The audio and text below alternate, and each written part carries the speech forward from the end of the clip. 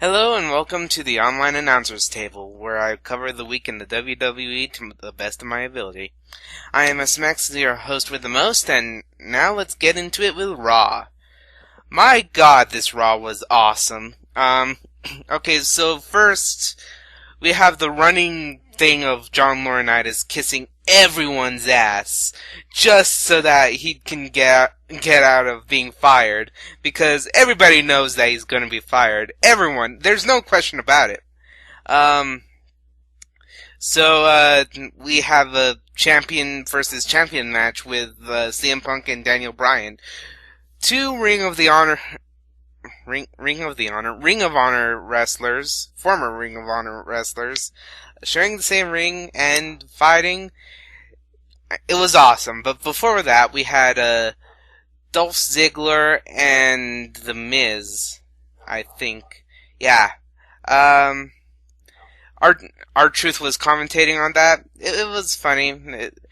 Everything's funny with R-Truth. Face, heel, he's hilarious. But, so we had that. I'm sorry about the dog. The dog won't shut up. Anyway, the match, the match between CM Punk and Daniel Bryan was pretty good and long. It was possibly one of the best I've seen since getting into wrestling. It ended, of course, with Daniel Bryan slinking away from another dirty victory. So, because Chris Jericho interferes with the match and does a code breaker on CM Punk, we are getting our Jericho versus CM Punk feud, people. This is gonna be awesome.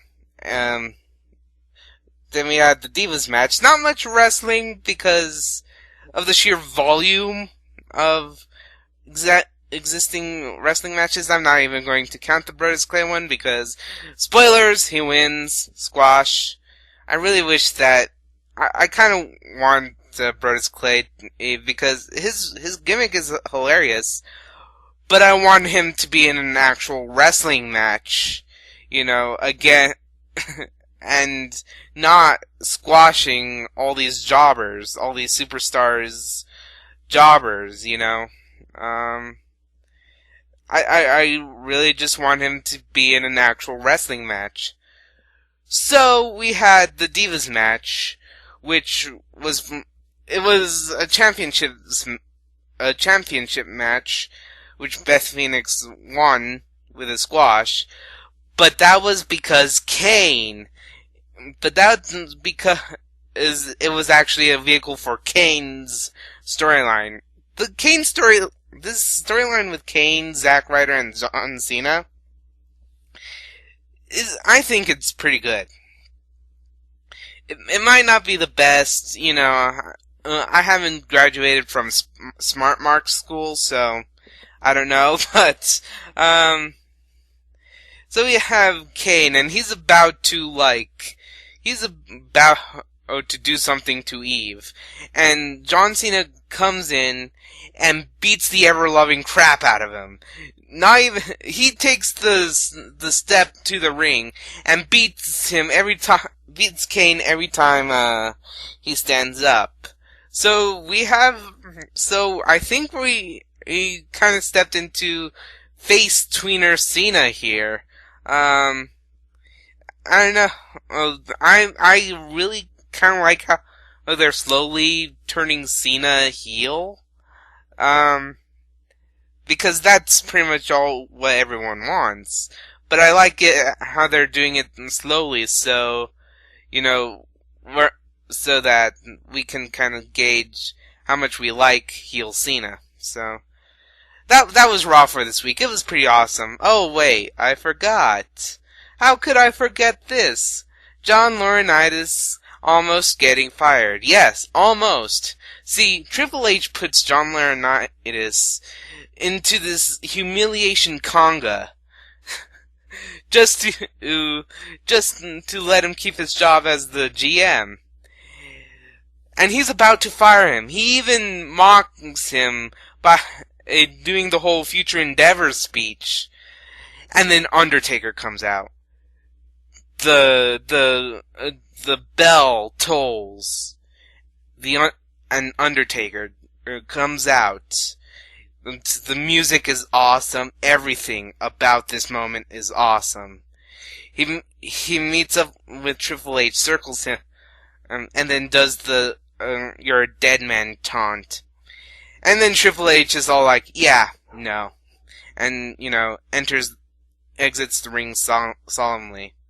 I have no doubt John Laurinaitis is fired, or at least is as good as fired, because even though it's not like televised, well, it has to be televised because kayfabe and all that. But I am pretty sure next week, or maybe it'll be a running gag. Maybe that'll be the Undertaker's build up to WrestleMania.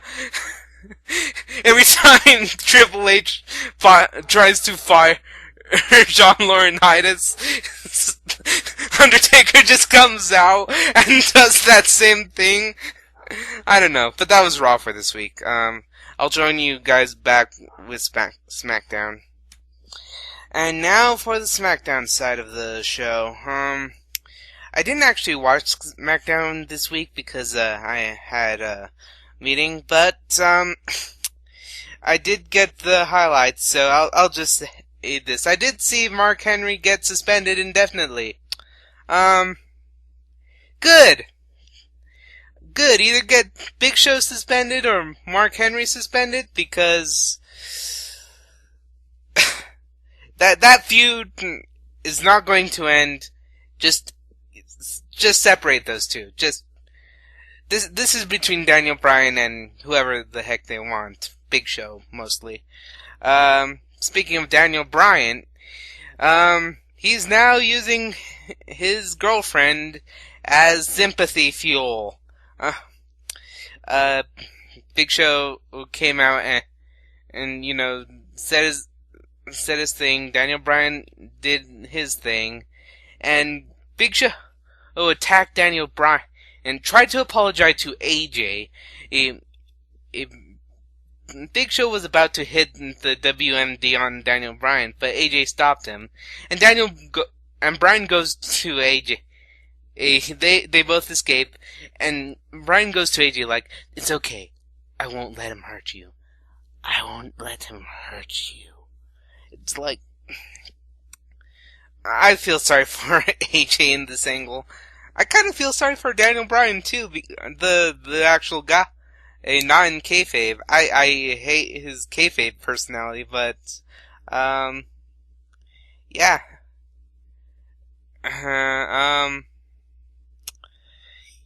I do not like Daniel Bryan's kayfabe personality.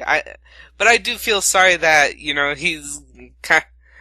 I don't know. I think he's having a bit of fun, and I think if he was allowed to have more fun with his heelness, I would like him better. I like, a hero's a hero, but everybody loves a good villain. Bryan Danielson does not make a good villain, unless or I shouldn't say Daniel Bryanson. Daniel Bryanson? Brian... What? What? Okay, apparently I'm tripping or something, I don't know. But, Daniel Bryan does not make a good villain. Bryan Danielson does, not Daniel Bryan. So we have that. We have the continuing story of Randy Orton and Wade Barrett in a no disqualification match, and Orton wins! Yay! With a chair, with an RKO to a chair. Okay, and now let's see.